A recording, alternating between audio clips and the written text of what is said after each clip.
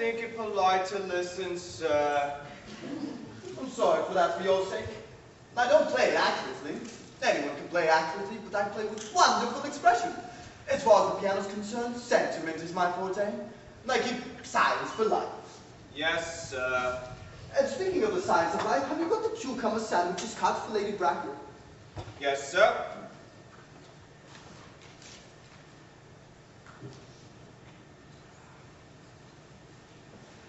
Oh, by the way, lady, I see from your book that on Thursday nights when Lord Showman and Mr. Worthing were dining with me, 8 bottles of champagne are entered as having been consumed.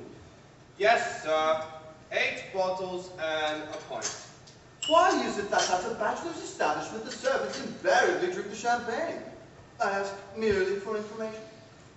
I attribute it to the superior quality of the wine, sir. I have often observed that in married households, the champagne is rarely of a first-rate brand. Good heavens! Is marriage so demoralizing as that? I believe it is a very pleasant state, sir. I have had very little experience of it myself up to the present. I have only been married once. That was in consequence of a misunderstanding between myself and a young person. I don't think I'm quite interested in your family life, Lane. No, sir. It is not a very interesting subject. I never think of it myself. Very natural, I'm sure. That'll do, Lane, thank you. Thank you, sir.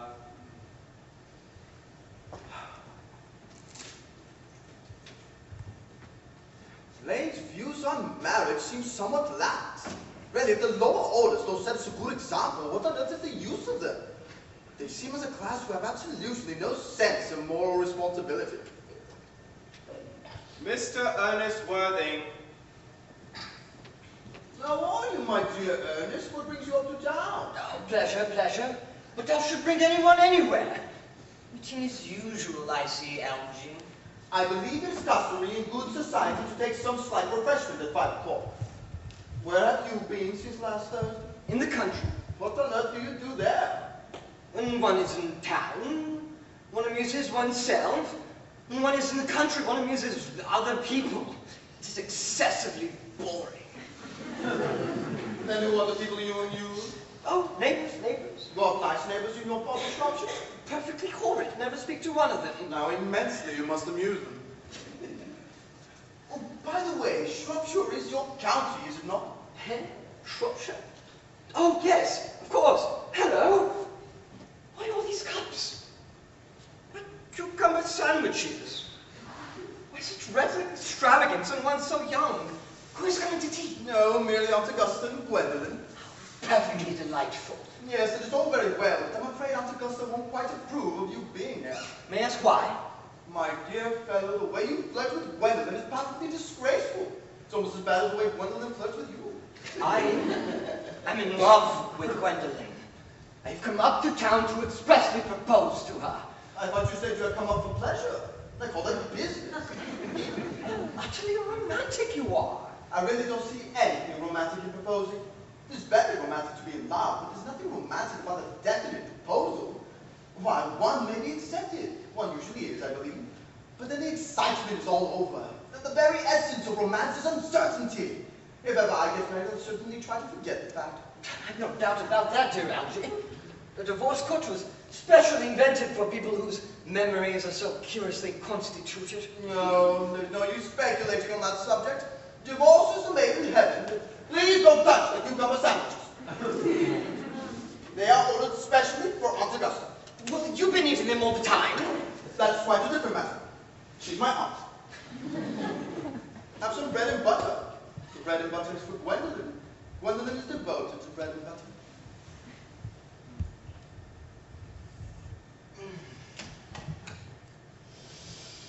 And very good bread and butter, it is true. Well, my dear fellow, you need not eat it as if you're going to eat it all. Be heavens, if you're married to her already. You are not married to her already, and I don't think you ever will be. Why not do you say that? Well, in the first place, girls never marry the men they flirt with. Girls don't think it right. That is nonsense. It isn't. It is a great truth. There accounts for the extraordinary number of bachelors one sees all over the place. In the second place, I don't give my consent. Your consent? My dear fellow, Gwendolyn is my first cousin. And before I allow you to marry her, you have to clear up the whole question of Cecily. Cecily?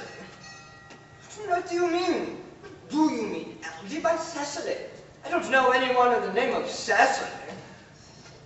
Bring me that cigarette case Mr. Worthing left in the smoking room the last time you dined here. Yes, sir. Do you mean to tell me you've had my cigarette case this whole time?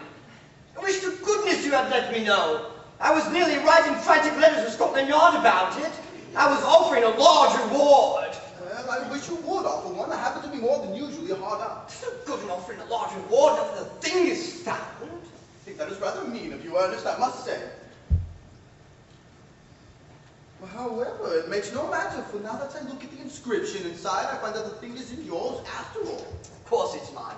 You've seen me with it 100 times. And you've no right whatsoever to read what is written inside.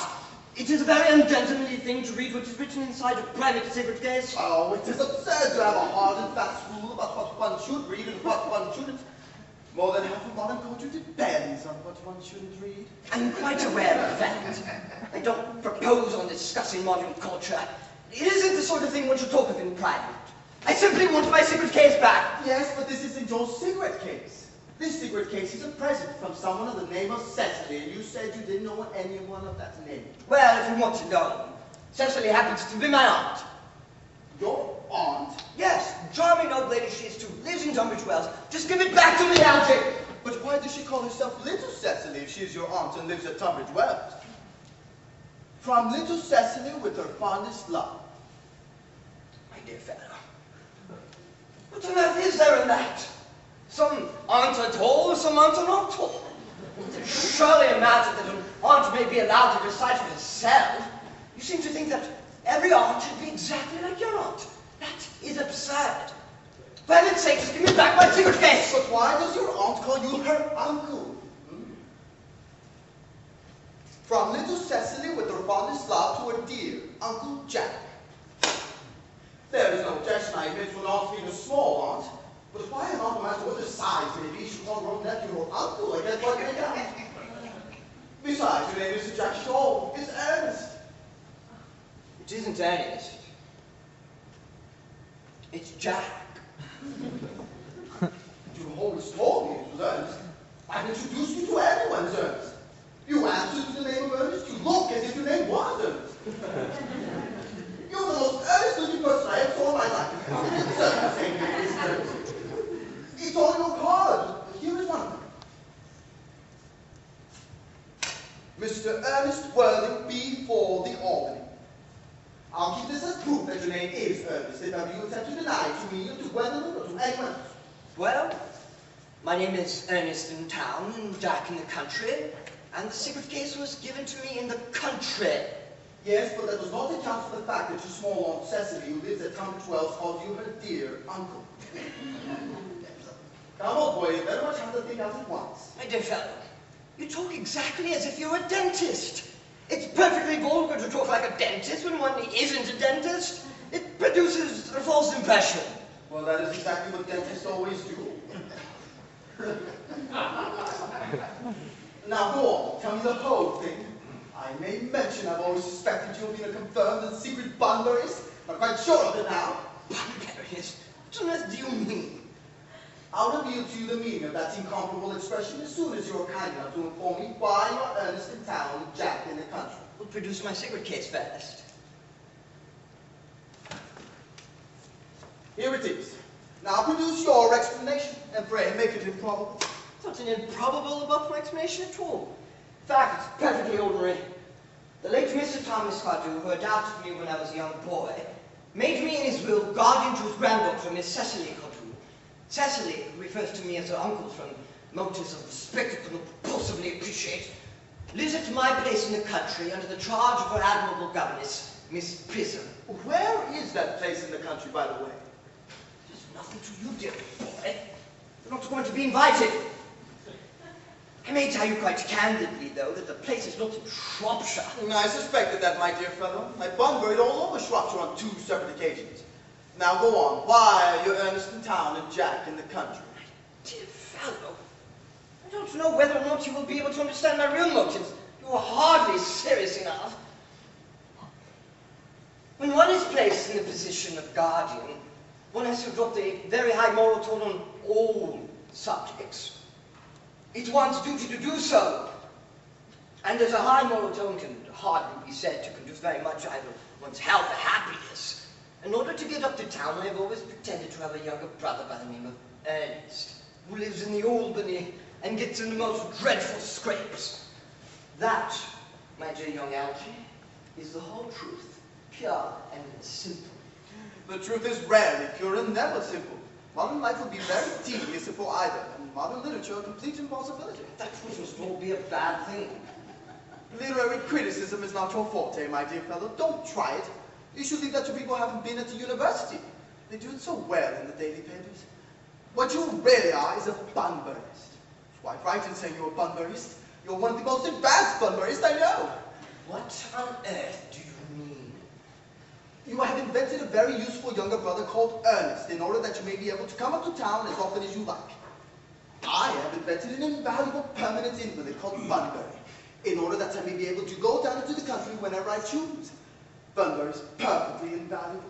If it wasn't for Bunbury's extraordinary bad health, for instance, I wouldn't be able to dine with you tonight at Willis's, for I've been really engaged to Aunt Augusta for more than a week. I haven't asked you to dine with me anywhere tonight. I know. Absurdly careless about sending out invitations. Very foolish of you.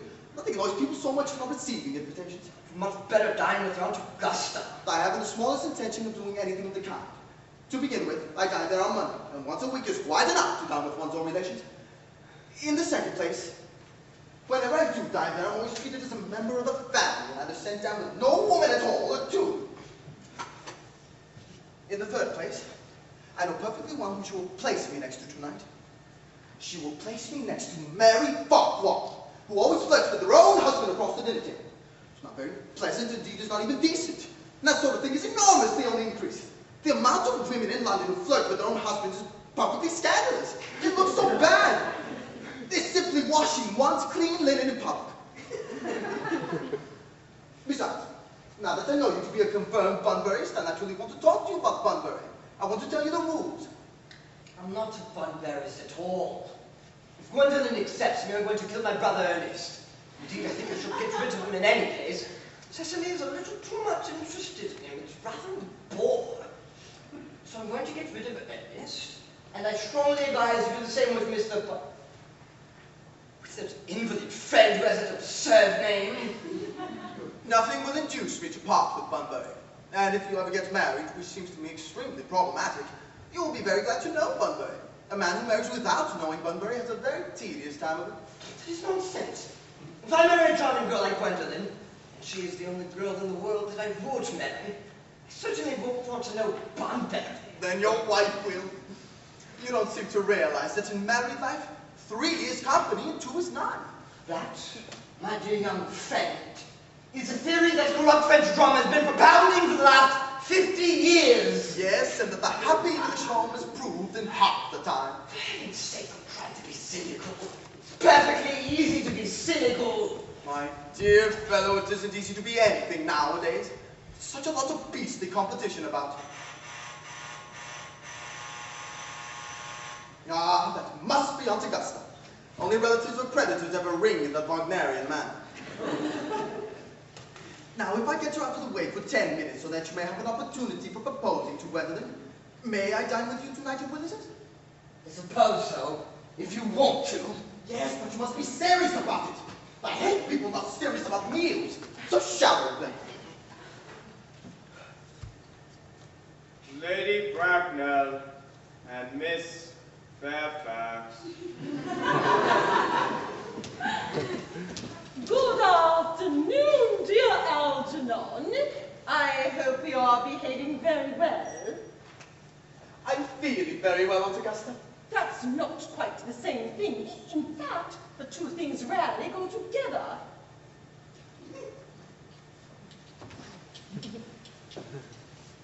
Dear me, you are smart. I'm always smart. Am I not, Mr. Worthing? You're quite perfect, Miss Fairfax. No, I hope I'm not that. It will leave no room for developments. And I intend to develop in many directions. I'm sorry if we are a little late, Algernon, but I was obliged to call on dear Lady Harbury. I haven't been here since her poor husband's death. I never saw a woman so altered. She looks quite 20 years younger. And now I'll have a cup of tea and one of those nice cucumber sandwiches you promised me. Certainly, Aunt Augusta. Won't you come and sit here, Gwendolyn? Thanks, Mama. I'm quite comfortable where I am. Good heavens! Lady! Why are there no cucumber sandwiches? I ordered them special.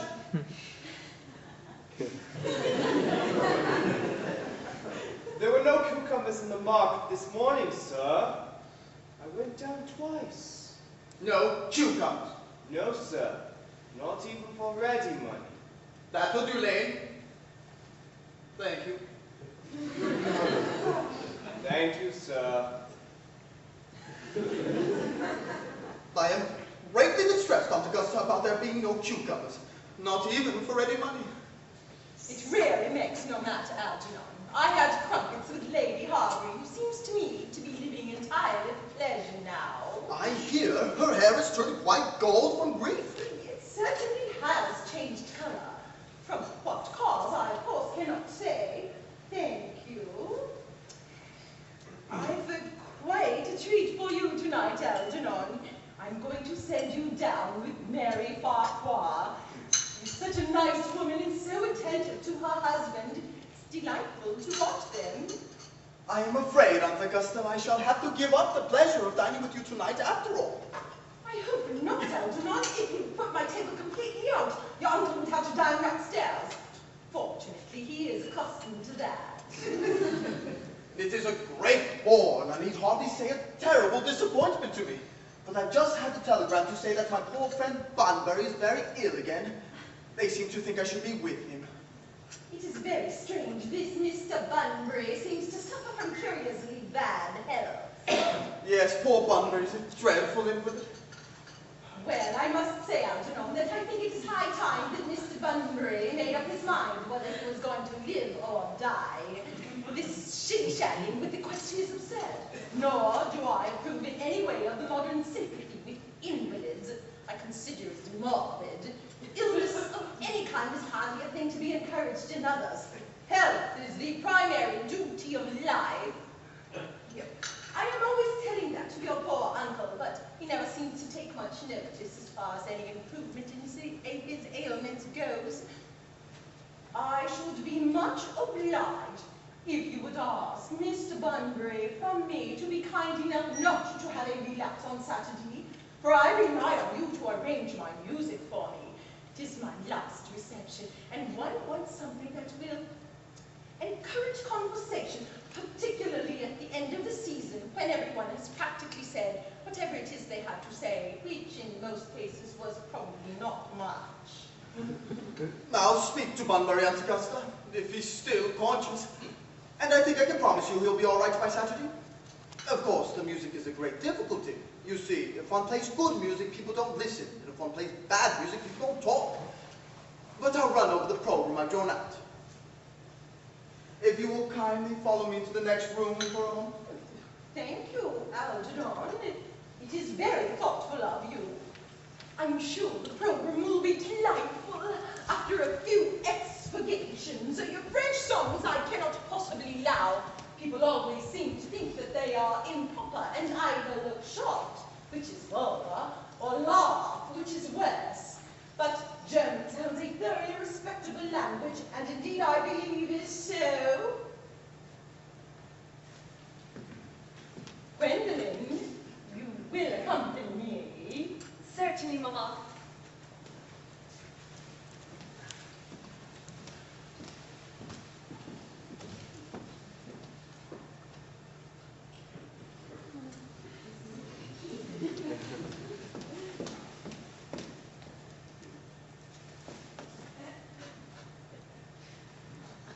Charming day it has been, Miss Fairfax. Pray don't talk to me about the weather, Mr. Worthing. Whenever people talk to me about the weather, I always feel quite certain that they mean something else. And that makes me so nervous. I do mean something else. I thought so. In fact, I'm never wrong. And I would like to be allowed to take advantage of Lady Bracken's temporary absence. I would certainly advise you to do so. Mamma has a way of coming back suddenly into a room, which I often have to speak to her about. Miss Fairfax, ever since I met you, I have admired you more than any other girl I have ever met since I met you. Yes, I'm quite well aware of the fact. And I often wish it in public. At any rate, you have been more demonstrative. For me, you had always had an irresistible fascination.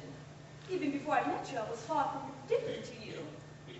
We live, as I hope you know, Mr. Worthing, in an age of ideals. The fact is constantly mentioned in the more expensive monthly magazines and has reached the provincial pulpits, I am told. And my ideal has always been to love someone of the name of Earnest. There is something in that name that inspires absolute confidence. The moment Algernon first mentioned to me that he had a friend called Earnest, I knew I was destined to love you. You really love me, Gwendolyn. Passionately. Oh, darling, you don't know how happy you've made me. My own Earnest! But you really don't mean to say you couldn't love me if my name wasn't Earnest. Your name is Earnest. I know it is, but supposing it was something else. Do you mean to say you couldn't love me then? Ah, that is clearly a metaphysical speculation. And like most metaphysical speculations, there's very little reference at all of the actual facts of real life as we know them. Well, personally, darling, I don't much care about the name of Earnest. I don't think the name suits me at all. It suits you perfectly. It is a divine name. It has music of its own. It produces vibrations. Well, really, Gwendolyn, I must say there are other much nicer names, like Jack. Very charming name. Jack? No. There's very little music in the name of Jack. If any at all, indeed. It does not thrill. It produces absolutely no vibrations. Penance ever Jacks in the all, without exception, were more than usually plain. Besides, Jack is a notorious domesticity for John. And I pity any woman who is married to a man called John. She could probably never be allowed to know the entrancing pleasure of a single moment's solitude. The only really safe name is Earnest. Gwendolyn, I must get christened at once. I mean, we must get married at once. There is no time to be lost. Married, Mr. Worthing? Well, surely. Miss Fairfax, you know that I love you, and you led me to believe you were not absolutely indifferent to me. I adore you. But you haven't proposed to me yet. Nothing has been said at all about marriage. The subject has not even been touched on. Well, may I propose to you now? I think it would be an admirable opportunity. And to spare you any possible disappointment, Mr. Worthing, I think it only fair to tell you quite frankly beforehand that I am fully determined to accept you. Yes, Mr. Worthing? What have you got to say to me? You know what I've got to say to you. Yes, but you don't say it.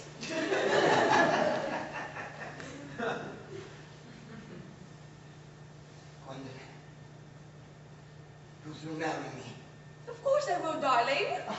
How long you have been about it? I'm afraid you have had very little experience in how to propose. One? I've never loved anyone in the world but you. Yes, but men often propose for practice.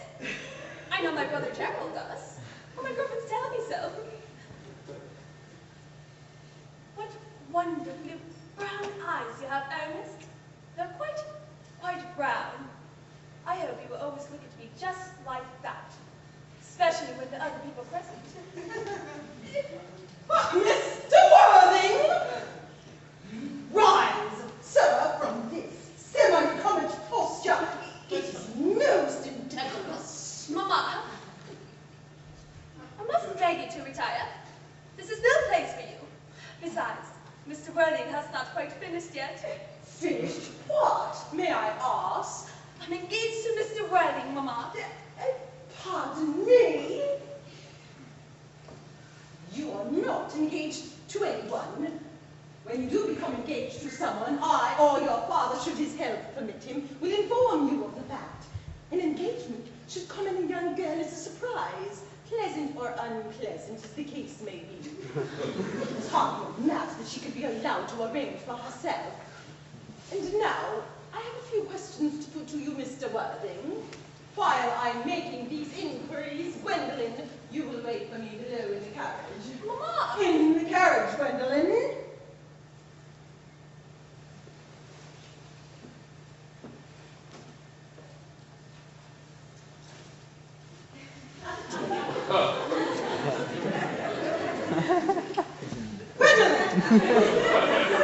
Courage!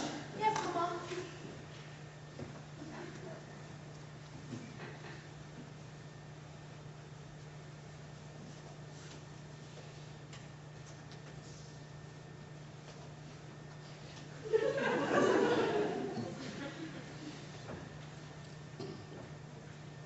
You can take a seat, Mr. Worthing.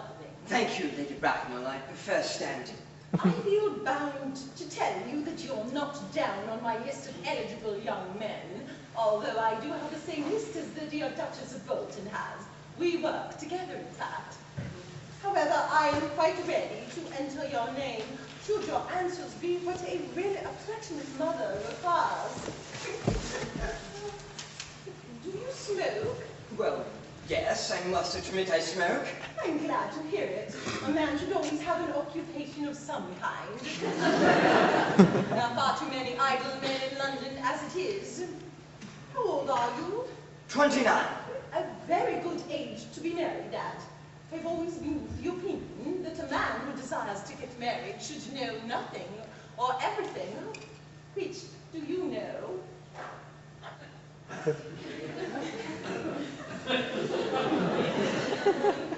I know nothing of the Bracknell. I'm pleased to hear it. I do not approve of anything that tampers with natural ignorance. Ignorance is like a delicate, exotic fruit. Touch it and the bloom is gone.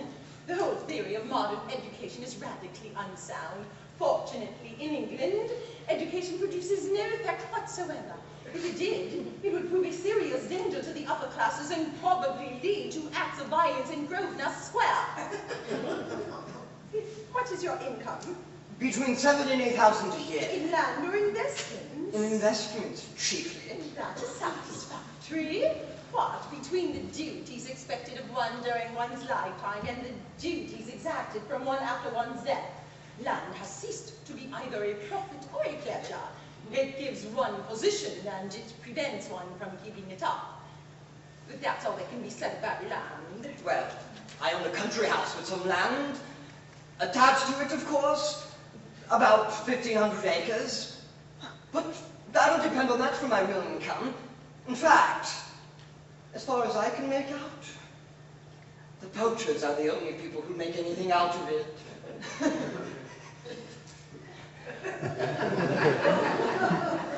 Country house? How many bedrooms? Well, that point can be cleared up afterwards. You have a townhouse, I hope. A girl with a simple, unspoiled nature like Gwendolyn could hardly be expected to reside in country. Well, I own a townhouse in Belgrave Square, but it is let by the year to Lady Blossom.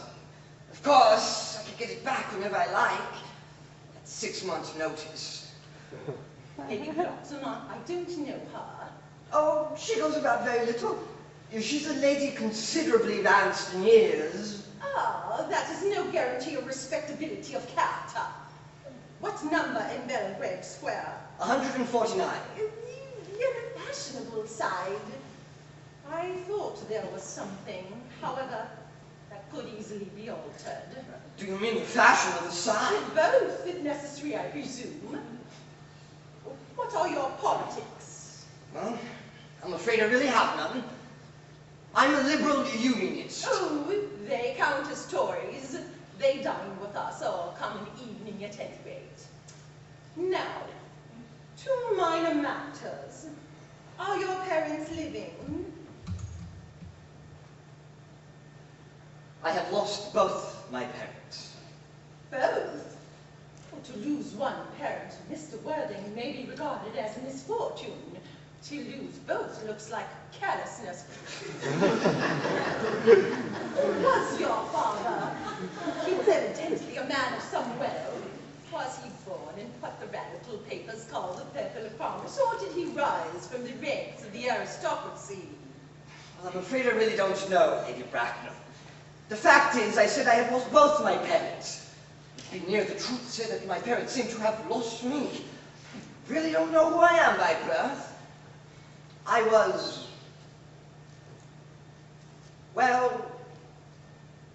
found. Found? The late Mr. Thomas Codrell, a gentleman of a very charitable and kindly disposition, found me and gave me the name of Worthing because he happened to have a first-class ticket for Worthing in his pocket at the time. Worthing is a place in Sussex.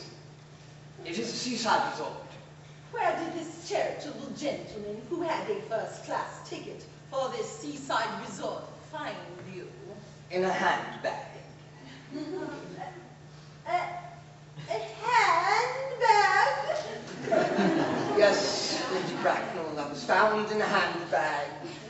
A somewhat large black leather handbag with handles to it. An ordinary handbag, in fact. In what locality did this Mr. James or Thomas Cardew come across this ordinary handbag? In the cloakroom at Victoria Station. The cloakroom at Victoria Station? Yes, the Brighton line. It was given to him as The a line mistake is immaterial! Mr. Worthing, I confess I feel somewhat bewildered by what you have just told me. To be born, or at any rate bred, in a handbag, whether it had handles or not, seems to me to display a contempt for the ordinary decencies of family life that remind one of the worst excesses of the French Revolution. And I presume you know what that unfortunate movement led to. As for the particular locality in which the handbag was found, social indiscretion might be what it was, has indeed probably been that, but it could hardly be regarded as an assured basis for a recognized position in good society. Well, then may I ask what you would advise me to do? I need hardly say I would do anything in the world to ensure Gwendolyn's happiness. I would strongly advise you, Mr. Worthing, to try and acquire some relations as soon as possible, and to make a definite effort to produce, at any rate, one parent of either sex before the season is quite over. I don't see how we could possibly manage to do that. I can produce a handbag at any moment. It is in my dress room at home. I really think that should satisfy Lady Bracknell. Me? Sir? What has it to do with me? You can hardly imagine that I, Lord Bracknell, would dream of allowing our only daughter, a girl brought up with the utmost care, to marry into a cloakroom and form an alliance with a parcel. Good morning, Mr. Worthing.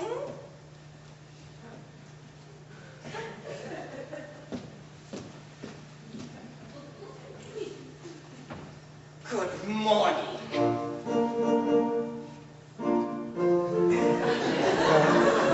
Algy, stop playing that ghastly tune! Idiotic you are! Didn't it go off all right, old boy? You don't mean to say Gwendolyn refused you?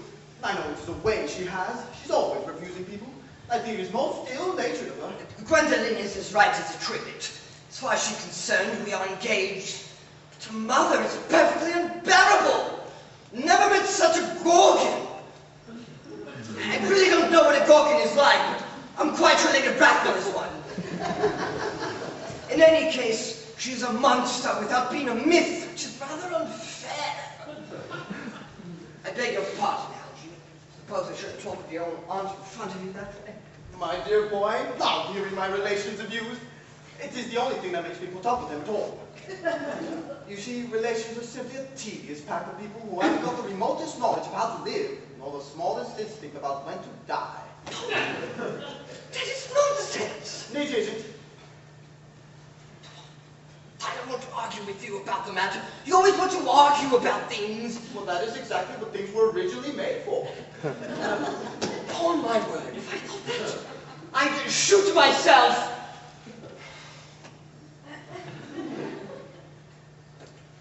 You don't think that Gwendolyn become anything like a mother in about 150 years, do you?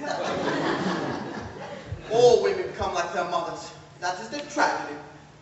No man does, that's his. Is that clever? It is perfectly phrased, and quite as true as any observation in civilized life should be. It's the death of cleverness. You can't go anywhere nowadays without running into clever people. The thing has become an absolute public nuisance. I wish to goodness we had a few fools left. We have. Oh, really? I should extremely like to meet them. What do they talk about? The fools? No, but the clever people, of course. What fools? By the way, have you told Gwendolyn the truth about your being Earnest in town and Jack in the country?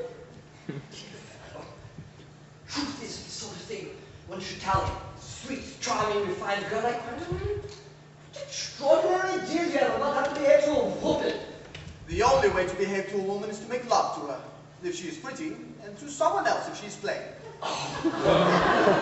That is nonsense! What about your brother? What about the profligate Earnest? I should have got rid of him by the end of the week. I'll say he died abroad in Paris of apoplexy. Lots of people die of apoplexy quite suddenly, don't they? Yes, but it's hereditary, my dear fellow. It's the sort of thing that runs in families. You had much better say a severe chill. You're quite sure severe chill isn't hereditary or anything of that kind? Of course it isn't. Well, I'll say he got carried off in Paris by a severe chill. There, that gets rid of him. But I thought you said that. Miss Cardew was a little too much interested in your poor brother Earnest. Won't she feel his loss a great deal? Cecily is not a silly romantic girl, I am glad to say. She's got a capital appetite, goes on walks, and pays no attention at all to her studies. I would rather like to see Cecil. I will take very good care you never do. She's excessively pretty and only just 18. Have you told Gwendolyn that you have an excessively pretty ward who is only just 18? Oh, does it blurt these things out to people? Cecily and Gwendolyn are perfectly certain to be extremely great friends. I'll bet you anything you like that half an hour they have met, they'll be calling each other sister. Women only do that when they've called each other a lot of other things first. Now, my dear boy, if we want to get a good table at Willis's, we really must go and dress. Do you know it is nearly 7? It's always nearly 7. Well, I'm hungry. Never knew you really weren't. What shall we do after dinner? Go to a theater? Oh, no, I can't stand listening. Well, then let us go to the club. Oh, no, I can't bear talking. Well, we might trot around to the Empire at 10. No, I love looking at things. It's so boring. Well, then what shall we do? Nothing. It's awfully hard work doing nothing.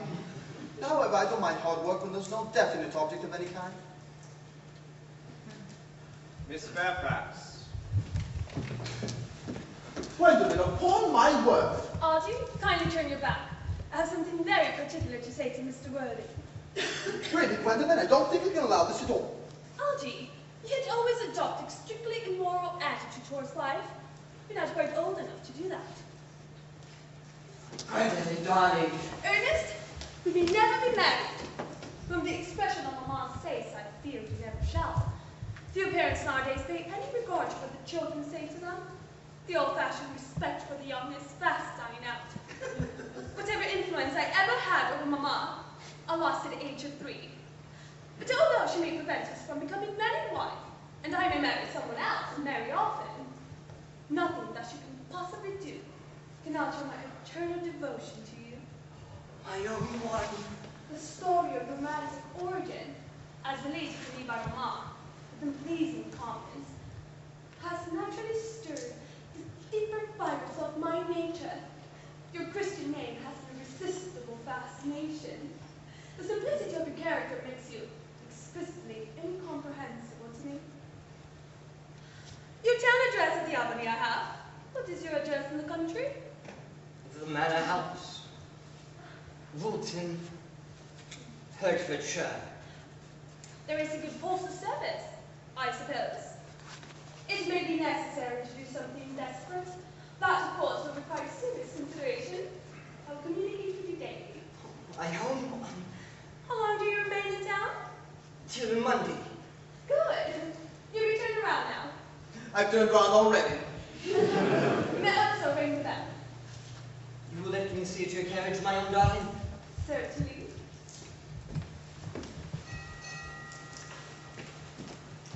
I will see Miss Fairfax out. Yes, sir.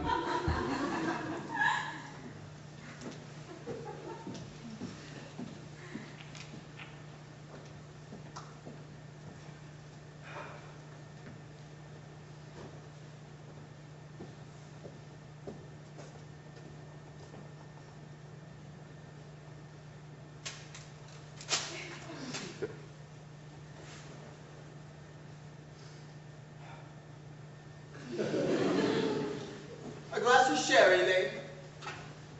Yes, sir. Tomorrow, Lane, I'm going Bunbury. Yes, sir. I shall probably not be back till Monday. You can put on my dress clothes, my smoky jacket, and all the Bunbury suit. Yes, sir. I hope tomorrow will be a fine day, Lane. It never is, sir. Lane, you're a perfect pessimist. I do my best to give satisfaction, sir.